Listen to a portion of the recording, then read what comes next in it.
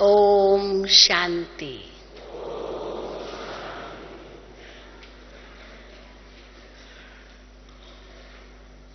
प्यारे बाप दादा ने हम सबको कल भरपूर कर दिया, ज्ञान गुण शक्तियों के खजानों से तो भरपूर किया ही, लेकिन साथ ही साथ बहुत सी प्रेरणाएं भी हमें दी संपन्न और संपूर्ण बनने के लिए।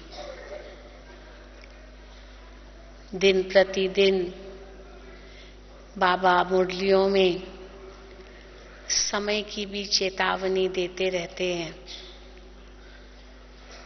भिन्न भिन्न रूप से इस सीजन में जितनी भी मुरलियां चली है उनमें समय की चेतावनी देते रहे हैं। अचानक, एवर रेडी और बहुत काल, ये तीन शब्द हर मुरली में बाबा हम बच्चों को स्पष्ट करते रहते हैं भिन्न भिन्न रूपों से, क्योंकि बाबा हम बच्चों को अपने जैसा देखना चाहते हैं। यही बाबा का हम बच्चों के प्यार का स्वरूप है।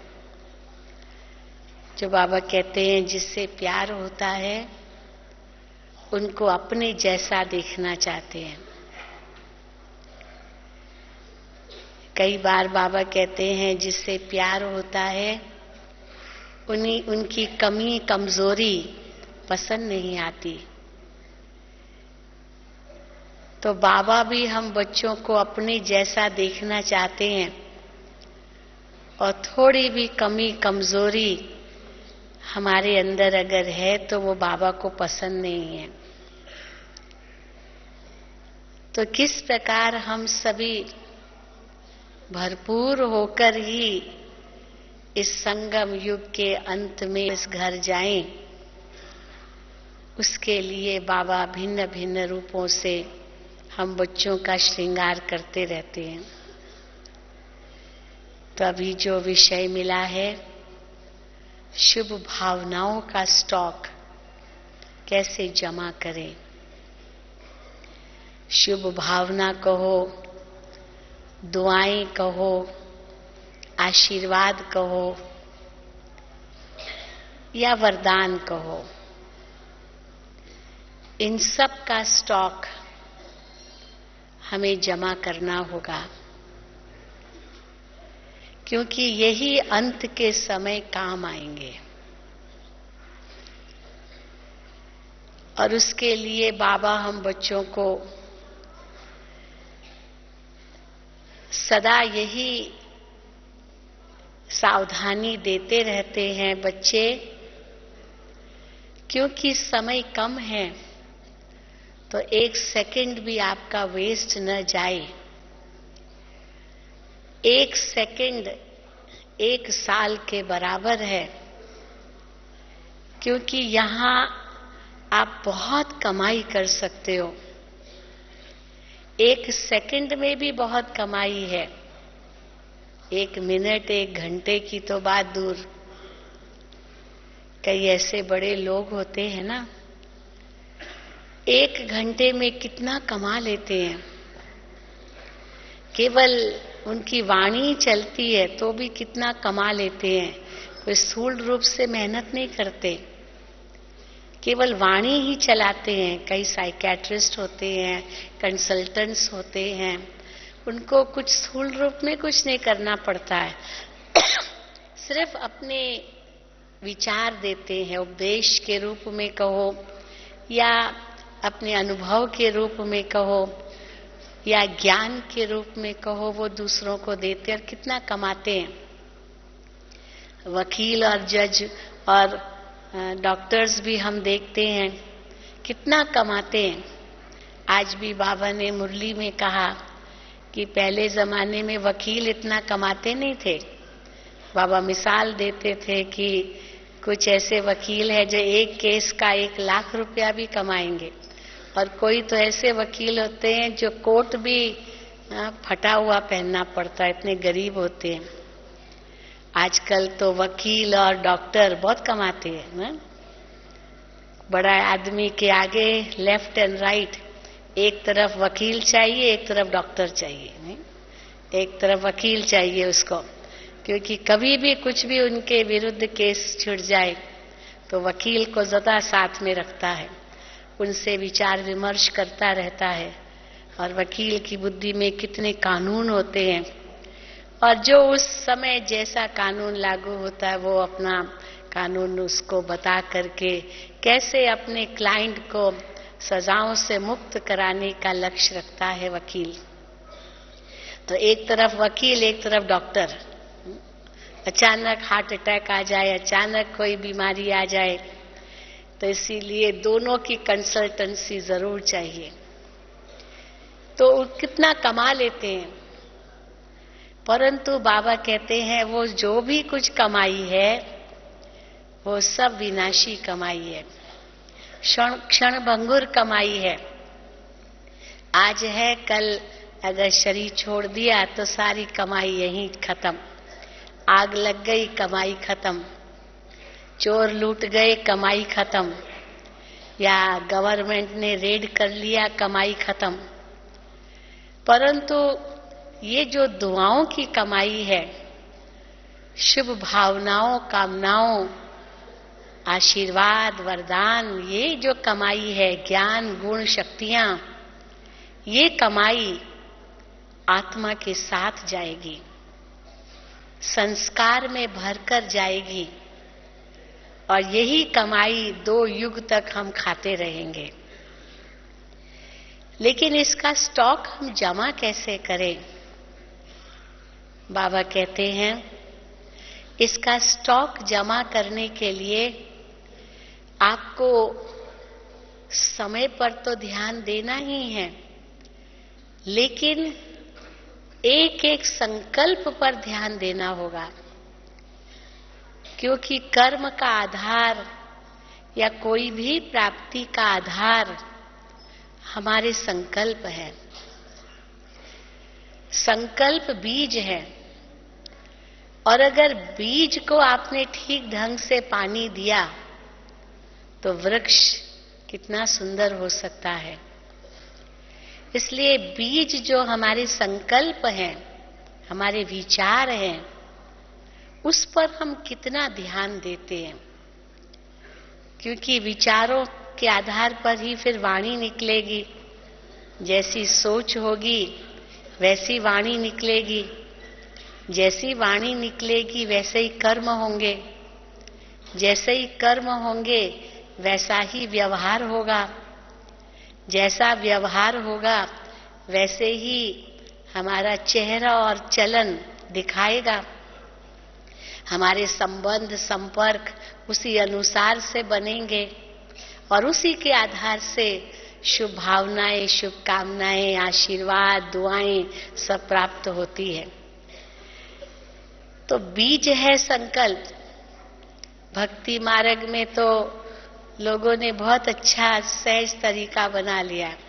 किसी के पास जाएंगे, कहेंगे बस आपकी दुआएं चाहिए, आपकी शुभकामना हमें चाहिए, आपकी आशीर्वाद चाहिए। कई बार बड़ों के आगे जाकर, साधु संत महात्माओं के आगे जाकर सिर झुकाकर कहेंगे बस सिर पर हाथ रख दो, बस आशीर्वाद मिल जाए। और वो भी हाथ रख देते हैं, ठीक है, आशीर्वाद मिल जाती है, और वो खुश हो जाते हैं कि गुरु जी की आशीर्वाद मिल गई। हो सकता है उस हाथ में कोई करामात हो, कोई वाइब्रेशंस निकलते हो जो आत्मा को थोड़ी शांति, शक्ति प्रदान करते हो। लेकिन अगर हम सचमुच शुभ भावनाओं और शुभ कामनाओं का, दुआओं का, आशीर्वाद का स्टॉक जमा करना चाहते हैं, जो हमारे अंत के समय बहुत काम आएंगे, वही हमारी सच्ची कमाई होगी जो हमारे काम आएगी। उसके लिए तो बहुत काल का प्रयत्न चाहिए। इसीलिए बाबा हम बच्चों को यही कहते हैं, बच्चे अपनी चलन, अपना व्यवहार, उस पर बहुत ध्यान दो। तो कैसे हम उस पर ध्यान दें? क्योंकि उसी के आधार से ही प्राप्ति होगी। हम लोग बाबा ने एक बार मुरली में कहा था कि भाग्य की रेखा खींचने का कलम है कर्म। बहुत सुंदर वाक्य है ये। भाग्य की रेखा खींचने का कलम है कर्म। तो कर्म रूपी कलम से हम अपने भाग्य की रेखा खींचते हैं। दुनिया में तो ज्योतिषियों को जाकर के हाथ दिखाएंगे, कहेंगे जरा देखो तो सही हमारे भाग्य में क्या लिखा है। तो जो पहले से रेखाएं उनकी बनी हुई है, उसके आधार से ही बताएंगे कि हाँ ये भाग्य में है। लेकिन भाग्य की रेखा और कैसे बढ़ाई जाए, वो तो कलम नहीं देते हैं, बस बता देंगे ये अच्छा है या बुरा है, क्या भविष्य होगा आपका। लेकिन आपका भविष्य बन सकता है, उसके लिए क्या उपाय करना है, वो फिर स्थूल उपाय देंगे। इतना दान करो, इतना पुण्य करो, इतना व्रत रखो, ये करो, खिलाओ पिलाओ, हाँ बस आपका ये जो ग्रहचारी है ये मिट जाएगी। परंतु बाबा हम बच्चों को कहते ये तो सब स्थूल बातें हैं। सारी जो शक्तियों का आधार है वो हमारे संकल्प है, और संकल्पों को कैसे शक्तिशाली बनाना है ये तो कोई बताता ही नहीं। और ये भविष्य कुछ डरावना बता करके डरा ही देते लोगों को। हाँ भाई तुम्हारा भविष्य इतना अच्छा नहीं है, तुमको नुकसान होगा, कोई घर में किसी की मृत्यु होगी, कुछ न कुछ ऐसा नेगेटिव सुना करके और ही डर पैदा करा देते हैं। या चलो भाग्य अच्छा है ये बता करके अल्पकाल की खुशी दिलाते हैं, थोड़ी सी आथत देते हैं, लेकिन को कहाँ तक वो चलता है वो थोड़ी इतना कोई गारंटी लेते हैं। लेकिन बाबा ने तो हम बच्चों के लिए गारंटी भी ली है कि बच्चे तुम्हारा भाग्य इतना उज्जवल है, इतना उज्जवल है, जो 2 युग तक कभी तुम रोएंगे नहीं, कभी अकाले मृत्यु नहीं होगी, कभी कोई विधवा नहीं बनेगी, कभी कोई नुकसान नहीं होगा, कभी कोई एक्सीडेंट नहीं होगा। बाबा सतयुगी दुनिया की कितनी सुंदर बातें बताते हैं। और यही हमें कहते हैं कि बच्चे बस वो भविष्य तुम्हारे नजरों के सामने होना चाहिए।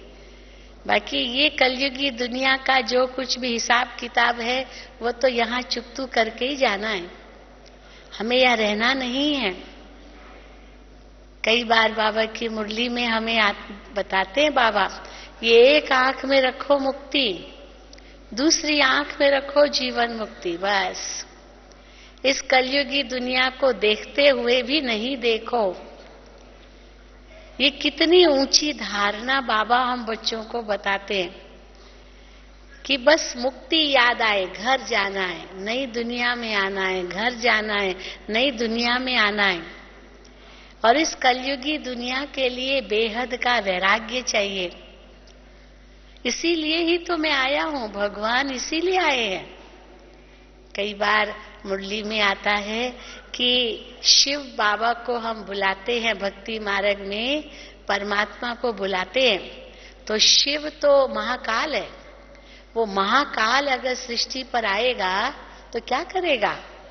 महाकाल का काम क्या है? हाँ, क्या है महाकाल का काम?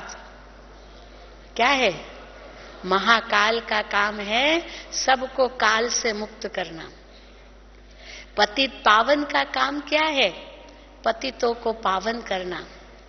तो पतित पावन को बुलाते हैं, तो पतित पावन आकर के क्या करेगा? पतितों को पावन बनाएगा। अब पावन बनाएगा तो पावन दुनिया चाहिए ना। जो पावन बनने वाले या बनते हैं उनके लिए फिर वो पावन दुनिया चाहिए जहां वो राज्य कर सके। तो इसीलिए बाबा हम बच्चों को जो कुछ भी ज्ञान की रोशनी देते हैं उसमें एक तरफ बेहद का वैराग्य दिलाते हैं, दूसरी ओर अंदर में शक्ति भरते रहते हैं।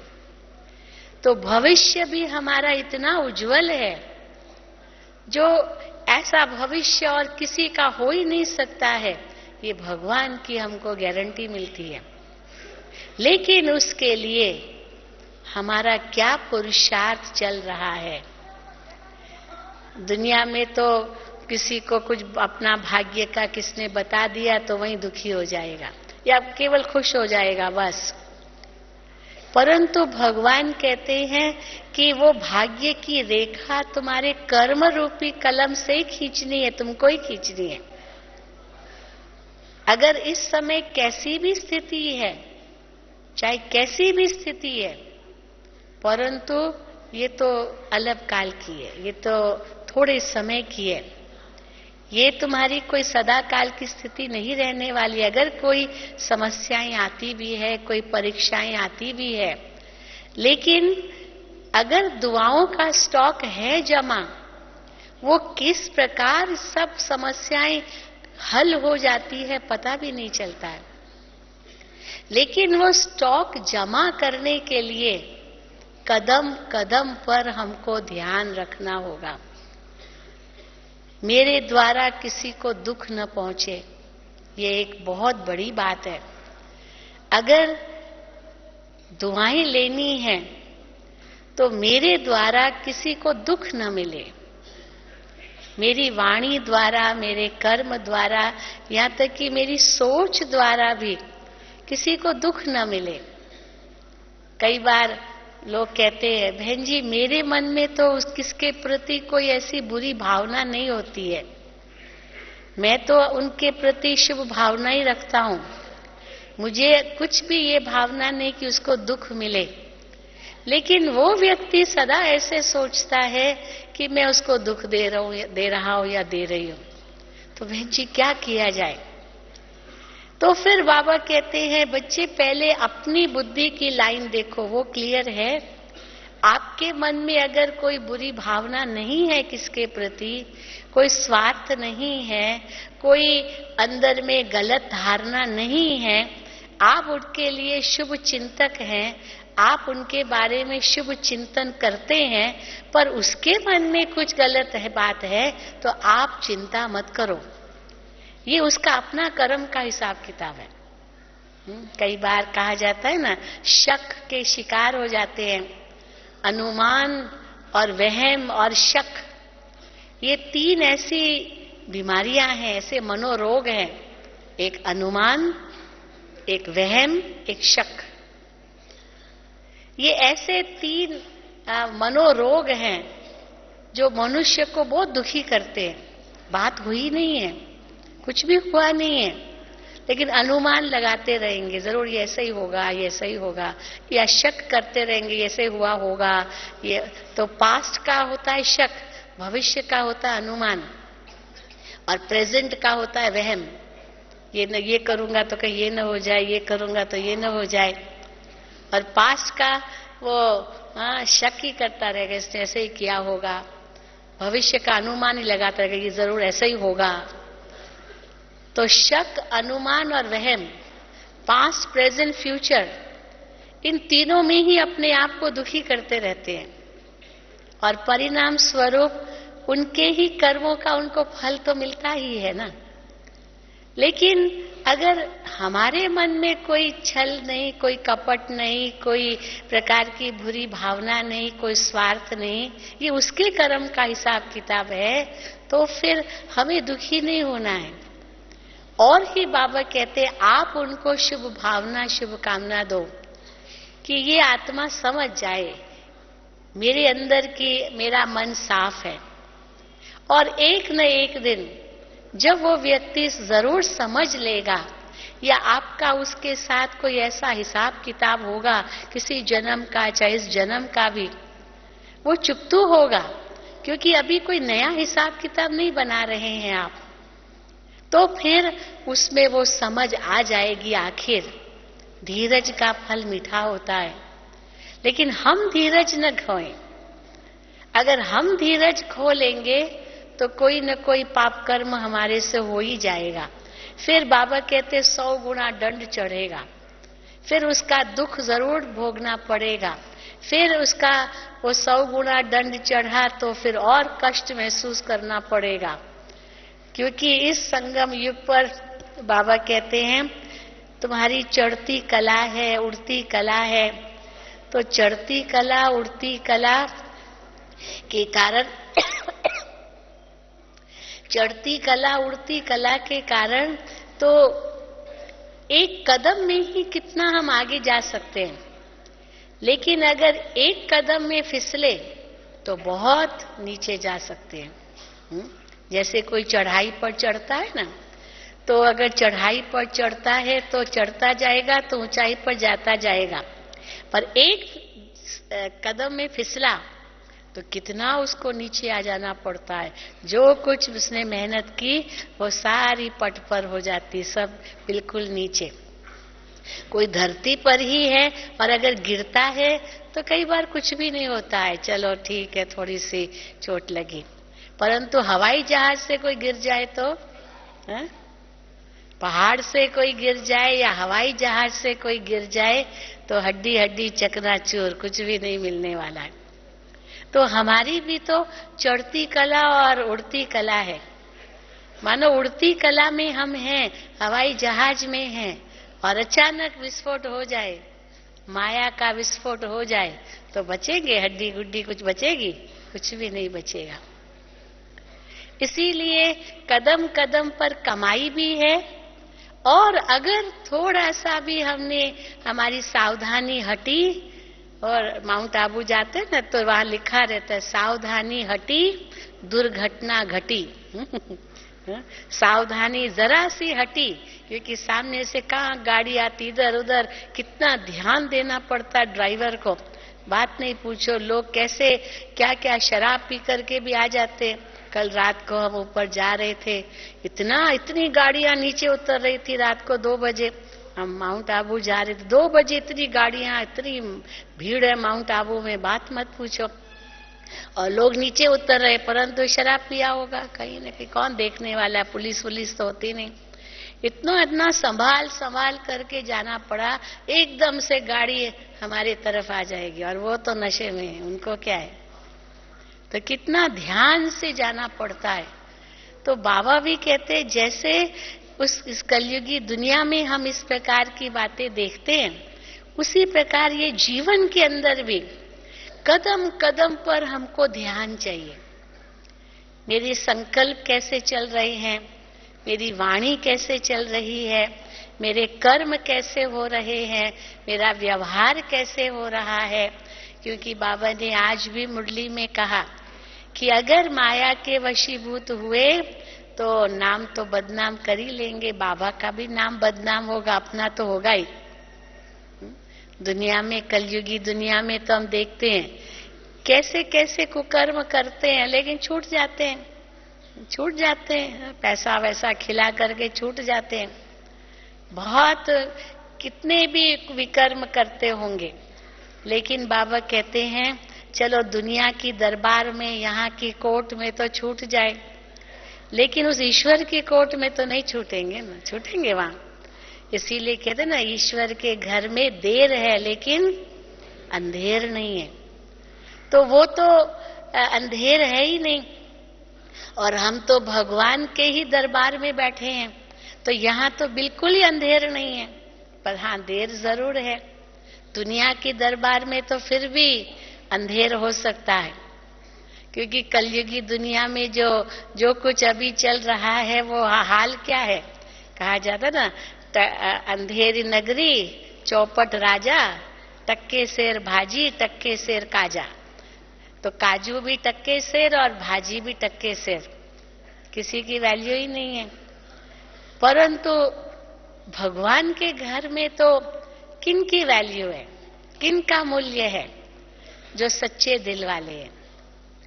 तो इसीलिए बाबा हम बच्चों को यही प्रेरणा देते रहते हैं, ताकीद करते रहते हैं कि बच्चे अगर अंदर में सच्चाई है, सफाई है, साफ दिल है, सच्चा मन है, सेवा की लगन है, श्रेष्ठ भावना है, तो दुआएं जरूर मिलेगी। शुभ भावना आपके प्रति जरूर होगी।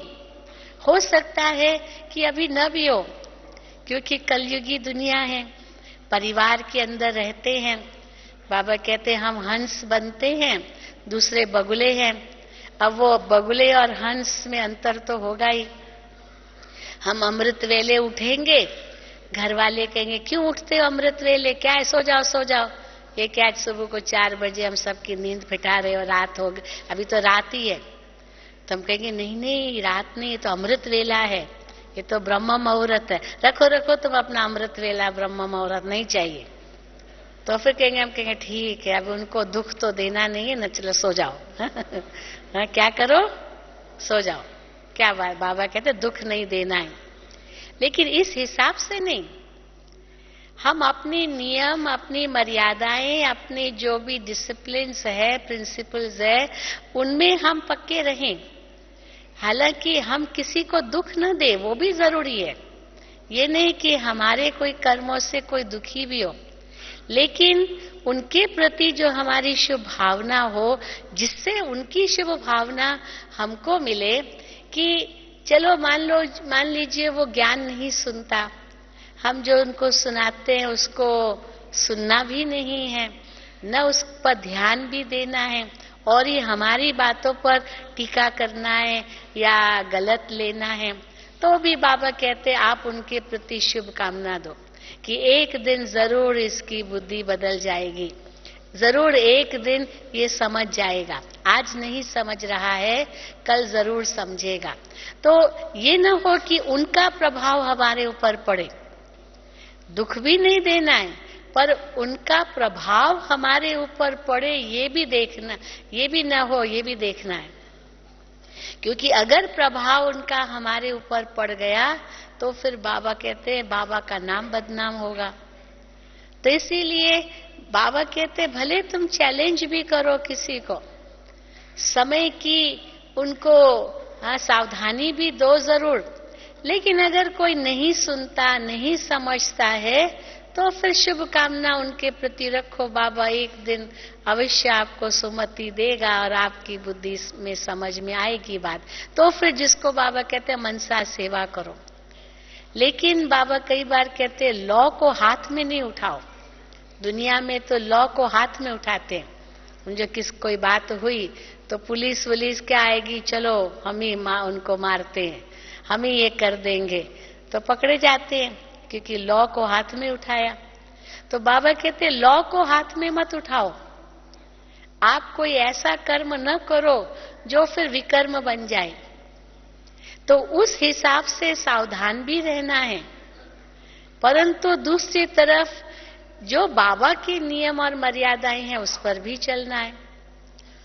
तो कैसे सबकी शुभ कामना, शुभ भावना, दुआएं, आशीर्वाद हमें मिले, हमारी कैसी चलन हो उसके आधार पर ही होगा। इसीलिए बाबा हम बच्चों को यही कहते रहते हैं, बच्चे अपनी चलन और चेहरे से, अपनी वाणी से, अपनी दृष्टि से, अपने संकल्पों से भी सेवा करो।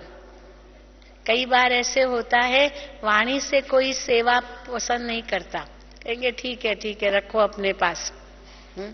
एक भाई था, वो कहता है बहन जी मैं तो घर में अपनी कितनी घर सेवा करना चाहता हूँ, लेकिन घर वाले कोई सुनते ही नहीं है, क्योंकि पहले उसका जीवन बहुत खराब था, अच्छा जीवन नहीं था, बहुत उसने भूलें की थी।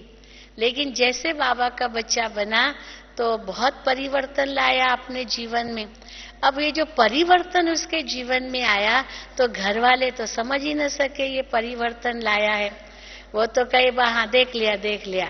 हाँ वही कहावत है ना, 7 चूहे खा के बिल्ली हज को चली। ये कहावत है कि 7 चूहे खाए फिर कहेंगे हम हज को जाते हैं, हज करने जाते हैं, पाप नाश करने जाते हैं। तो ये इतना सारा जीवन में क्या क्या किया है, अभी कहता है हाँ मैं तो योगी हूँ। हाँ देख लिया ये ढोंग है, ये योग वोग नहीं है, तो सब ढोंग है।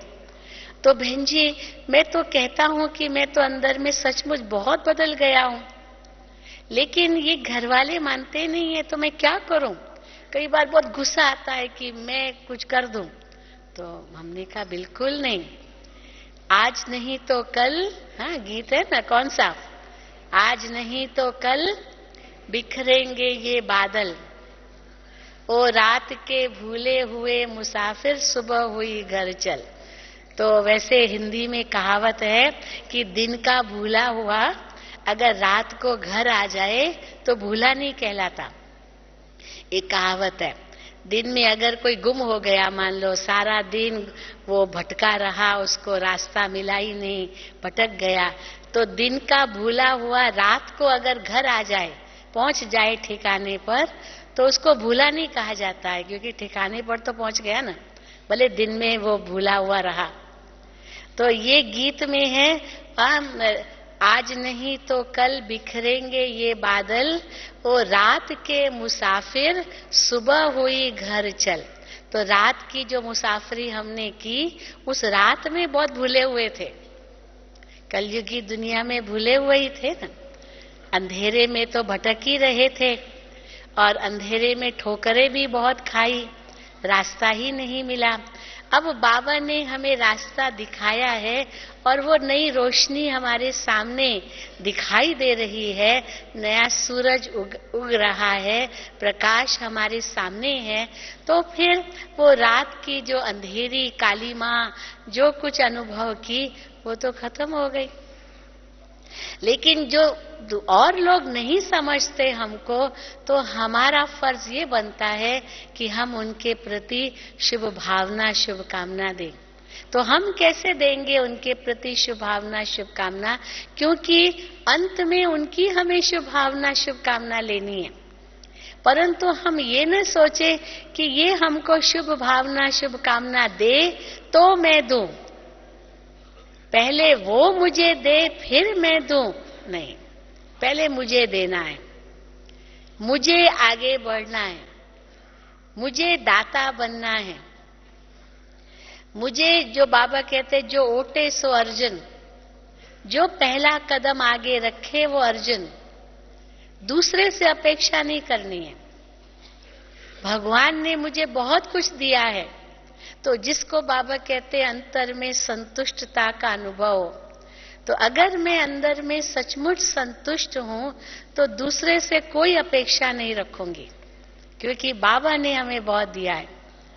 तो बाबा से मेरा लगातार कनेक्शन हो, तो फिर दूसरों के प्रति जो उम्मीदें हम बना के रखते हैं वो भी नहीं होगी, क्योंकि ये जरूरी नहीं है कि हम किसके प्रति कोई उम्मीद रखते हैं वो उम्मीद हमारी पूरी करेगा।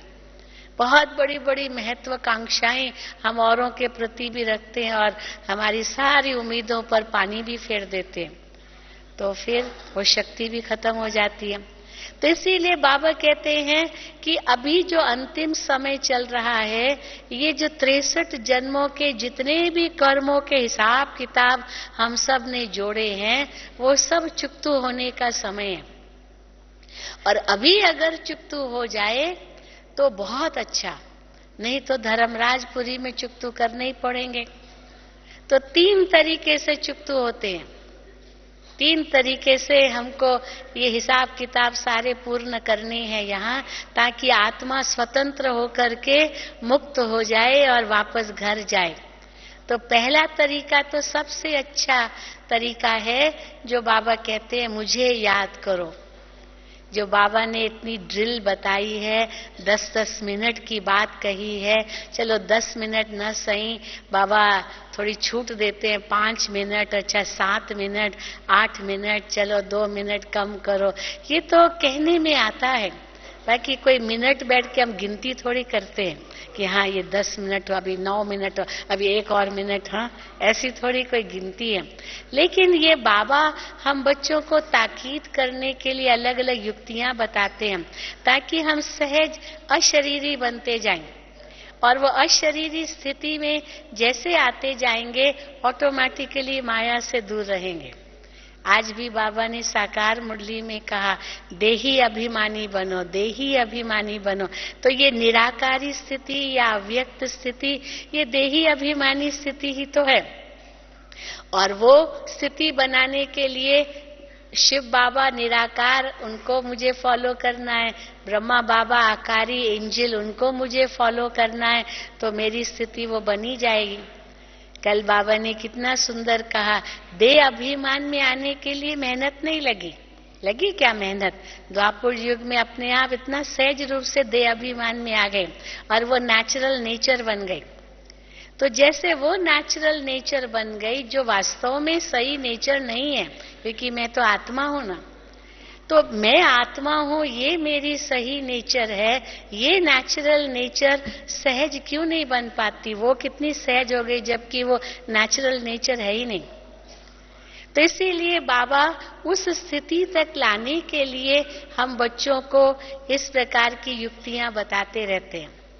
तो एक तरीका ये है कि जितना जितना हम देही अभिमानी स्थिति में है, आत्मा अभिमानी स्थिति में है, बिंदु स्थिति में है, आज भी बाबा ने कहा बिंदु स्थिति, वो समझ बहुत कम है, वो महीन बुद्धि बहुत कम है। मोटी बुद्धि बस बाबा बाबा बाबा, हाँ घर जाना है, नहीं दुनिया में आना है। मोटी बुद्धि से नहीं होगा काम। मोटी बुद्धि वाले या जिस प्रकार से मोटी बुद्धि से सोचेंगे, ठीक है पाप नाश थोड़ा बहुत होगा, लेकिन ऊंच पद नहीं पा सकेंगे, जो क्योंकि संपूर्ण पाप नाश हो जाए ये नहीं होगा। संपूर्ण पाप नाश तो बिंदु बन करके बिंदु को याद करने से ही हो सकता है। अव्यक्त फरिश्ता बन करके उस अव्यक्त स्थिति से में बनने से ही हो सकता है, वरना वो हमारे सब पाप नाश नहीं होंगे। तो इसीलिए बाबा उसके लिए ताकीद करते ही रहते हैं। तो ये एक तरीका है पाप नाश करने का। फिर कई बार बाबा दूसरा तरीका भी बताते हैं, और दूसरा तरीका है कि जितना पुण्य का खाता आपका जमा होता जाएगा, उतना पाप का खाता कम होता जाएगा। ये भी एक हिसाब है। जैसे किसी ने किसकी हत्या की है, मान लो किसकी हत्या हुई और उस व्यक्ति को उम्र कैद मिल गई, ये कानून है, ये लॉ है कि भाई किसका जीवन लिया तो उसका बदला क्या है, उसके बदले में उसको अपने जीवन से हाथ धोना पड़ेगा। तो उम्र कैद मिलती है या फांसी मिलती है। चलो उम्र कैद में बदल गई उनकी सजा, परंतु जो व्यक्ति उम्र कैद भोग रहा है जेल में, अगर उसके कर्म अच्छे हैं जेल में, उसका व्यवहार अच्छा है, उसकी चलन अच्छी है और बिल्कुल वो बदल गया है, तो वो उम्र कैद की सजा वाला व्यक्ति की भी वो सजा कम हो जाती है। बस 10 साल 5 साल में उसकी सजा पूरी हो जाएगी, जो उम्र कैद उसको सजा मिल चुकी थी। लेकिन क्योंकि बदल गया, परिवर्तित हो गया, तो ये परिवर्तन की शक्ति अर्थात पुण्य जमा करने की शक्ति, वो हमारे पापों को नाश करेगी, सजाओं को कम करेगी। ये दूसरा तरीका है उस जो हिसाब किताब हमने बनाए हैं वो खत्म करने के। उतना ही पुण्य करो, उतना ही दान करो, उतनी सेवा करो, उतनी लगन से आगे बढ़ो, उतना ही सबसे प्यार प्रेम से चलो, सब पुरानी बातें भूल जाओ। अभी भी नया साल आज आया है, तो हो सकता है आपके मन में कई ऐसी बातें होंगी, पुराने गिले शिकवे बहुत होंगे, किसके प्रति नफरत, किसके प्रति वैर, किसके प्रति दुश्मनी, किसके प्रति घृणा, ये बहुत कुछ होगा। लेकिन नया साल है आज, तो नए साल के दिन न्यू ईयर रेजोल्यूशंस करते हैं, प्रतिज्ञाएं करते हैं कि चलो आज नया साल है, अभी जो कुछ हुआ वो सब पूरा हुआ, आज से भाई भाई। तो जिससे भी आपकी कोई अनबन थी, कुछ भी था, खुद ही जाकर के उनको कहो कि भाई सब पुरानी बातें भूल जाओ, हम सब प्यार से रहेंगे, भाई भाई बन के रहेंगे, हमारी आपके प्रति शुभ भावनाएं, शुभकामना है। तो सचमुच आप महसूस करेंगे कि वो जो टेंशन संबंध के अंदर जो बंधन बन गया था, वो 1 सेकेंड में खत्म हो जाएगा, क्योंकि वो तो इंतजार ही करते हैं। कई बार होता है ना, वो जैसे हम मिसाल देते हैं, ये बांस की लकड़ियां, सूखा होता है ना जंगल, उसमें बांस की लकड़ियां बहुत जल्दी सूख जाती है, परंतु जैसे ही हवा का झोंका लगता है वो टकराती और आग निकलती है। तो जो सूखे बांस की लकड़ियां होती है वो एकदम सीधी सीधी खड़ी होती है और वहीं आग शुरू होती है। गीली बांस की लकड़ियां जो होगी वो तो झुकती है, वो झुकती है, हाँ वो झुकती है, उनमें कभी आग नहीं लगती है। लेकिन जो सूखे बांस की लकड़ियां होंगी उनमें अवश्य आग लगती है और जंगल के जंगल जल जाते हैं। तो इसीलिए फिर बाबा क्या कहते हैं कि बच्चे कोई बात नहीं, तुम ही झुक जाओ। कई बार होता ना, ये मेरे सामने झुके, ये मेरे सामने आगे आए और मेरे से माफी मांगे, मैं क्यों मांगू, मैं क्यों करूं, मैंने क्या भूल की, मेरी क्या, मैंने तो कुछ नहीं किया, इसका ही दोष है, इसको ही करना है। तो ये मेरे सामने आया, अच्छा वो नहीं आता है तो तुम ही जाओ। दादी जान की कई बार कहती है, अच्छा हार मानी झगड़ा छूटा। दादी जी, बड़ी दादी जी, ये तो उनका स्लोगन था, हार मानी झगड़ा छूटा। परंतु मैं क्यों हार मानूं, तो तुम भी अड़े रहो, वो भी अड़ा रहे तो टक्कर होगा। तो जो भी गिले शिकवे कुछ भी है वो सब आज के नए साल पर खत्म।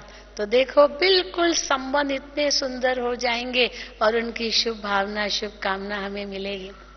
तो दूसरा तरीका सब हिसाब किताब चुकतू करने का क्या है, क्या बताया, पुण्य का खाता जमा करो। और तीसरा तरीका क्या है, तीसरा तरीका क्या है कि आगे कोई हिसाब किताब मत बनाओ।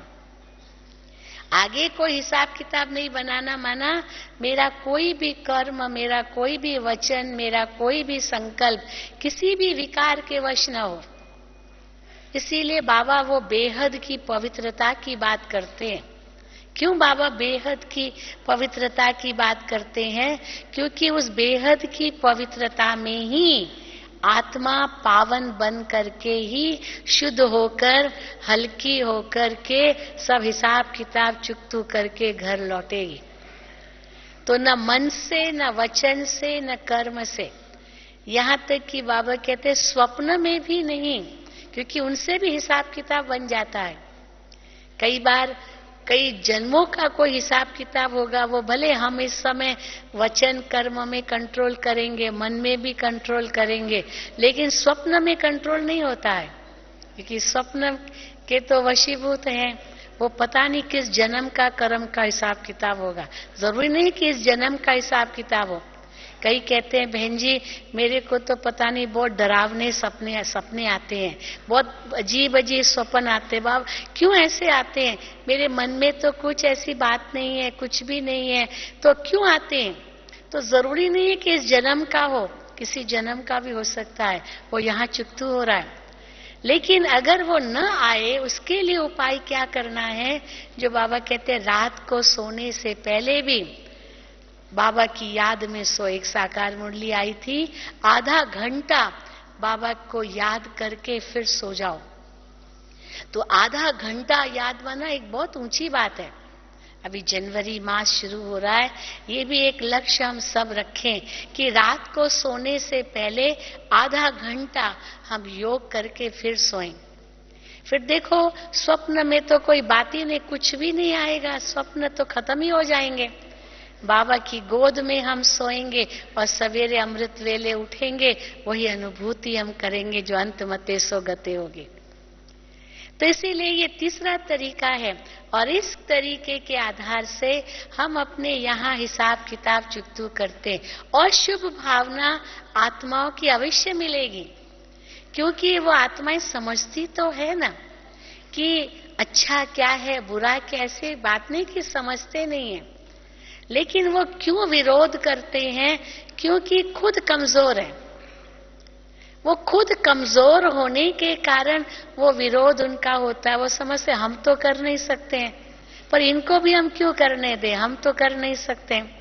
लेकिन जो थोड़ी बहुत किसमें शक्ति होती है ना, वो कहेंगे ठीक है हम नहीं कर सकते हैं, परंतु इनको हम मना भी नहीं करते। कई बार पति पत्नी के बीच में हम देखते हैं पत्नी ज्ञान में चलती है, पति नहीं चलता है। वो कहते हैं भाई मेरे से ये सब नियम पालन नहीं हो सकते हैं, मेरे तो कुछ कारोबार ही अलग है, पर मैं अपने पत्नी को रोकता नहीं हूँ।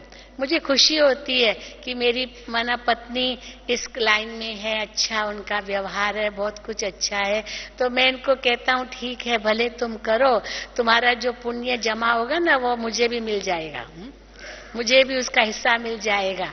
वो पूंछ पकड़ करके मैं भी आ जाऊंगा। हालांकि बाबा कहते कोई पूंछ पकड़ करके नहीं आएंगे, हर एक को अपने अपने कर्म से ही आना है, लेकिन फिर भी वो अच्छे हैं जो कम से कम रोकते तो नहीं हैं। लेकिन तीसरा है जो साथ देवे, सहयोग देवे, संबंध में आवे, तो देखो कैसे हमारा जीवन इतना श्रेष्ठ बन जाएगा जो अंत में हम सब एक साथ ही बन करके उड़ेंगे बाबा के घर। चलना है ना, उड़ना है ना, बाबा के पास जाना है ना, सहज सा बंधन छोड़ करके खत्म करके उड़ना है या नहीं, उड़ना है या नहीं, हा? तो जरूर यही लक्ष्य लेकर के आप सभी यहाँ से जाएंगे कि इस साल जो बाबा की आशाएं हैं वो हम अवश्य पूरी करेंगे। इतना जो दुआओं का स्टॉक हम ऐसे जमा कर दे जो आत्मा जब भी जाए खुशी खुशी जाए, क्योंकि आत्मा ने वो पुण्य जमा किए हैं जो आत्मा के साथ चलेंगे और 2 युग तक वो कमाई खाते रहेंगे।